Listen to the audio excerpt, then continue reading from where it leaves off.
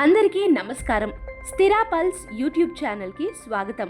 2025 November 18 నుండి 20 వరకు ఆంధ్రప్రదేశ్లో నిర్వహించిన ఇంటెలిజెన్స్ ఆధారిత సమగ్ర కార్యాచరణల్లో మావోయిస్ట్ కమాండర్ మాడ్వి హిడ్మా సహా పలువురు ముఖ్య సభ్యులను భద్రతా బలగాలు నిర్వీర్యం చేశాయని అధికారులు స్పష్టం చేశారు.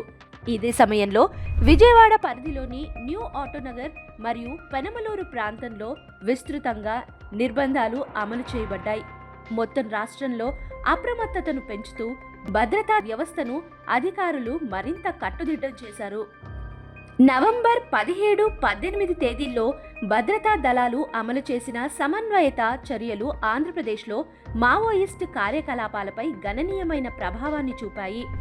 మారేడుమిల్లి అడవి ప్రాంతంలో జరిగిన ఎదురుపడిలో మాడ్వి హిడ్మా, ఆయన భార్యతో పాటు మరికొందరు మావోయిస్టులు ప్రాణాలు కోల్పోయారని అధికారులు తెలిపారు.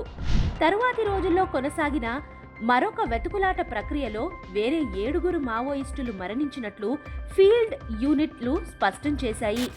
ఈ 2 రోజుల వ్యవధిలో పలు జిల్లాల్లో ఒకేసారి చేపట్టిన ప్రత్యేక చర్యల్లో మొత్తం సుమారు 50 మంది సిపిఐ అంటే మావోయిస్టులు కార్యాచరణ సభ్యులను అదుపులోకి తీసుకున్నట్లు భద్రతా దళాలు వెల్లడించాయి.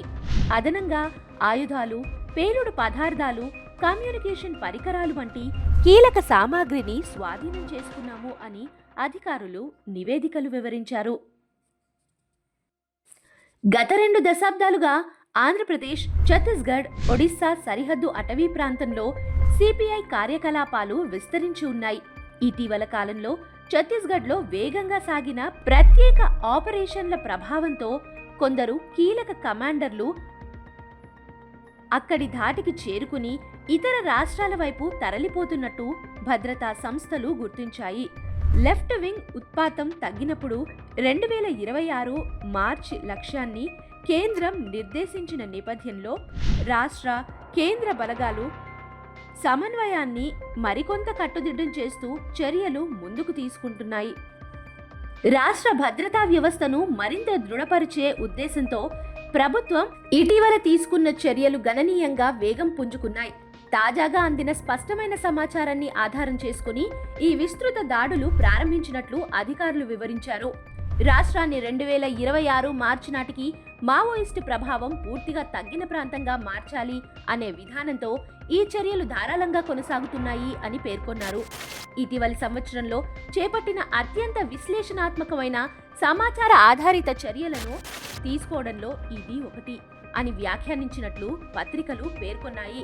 ప్రజల రక్షణను బలోపేతం చేయడానికి సరిహద్దు తనిఖీలను మరింత కట్టుదిట్టం చేయడం, అనుమానితులపై వేగవంతమైన విచారణలు ప్రారంభించడం, సున్నిత ప్రాంతాల్లో అదనపు బలగాలను మోహరించడం వంటి చర్యలు అమలులో ఉన్నాయని అధికారులు స్పష్టం చేశారు.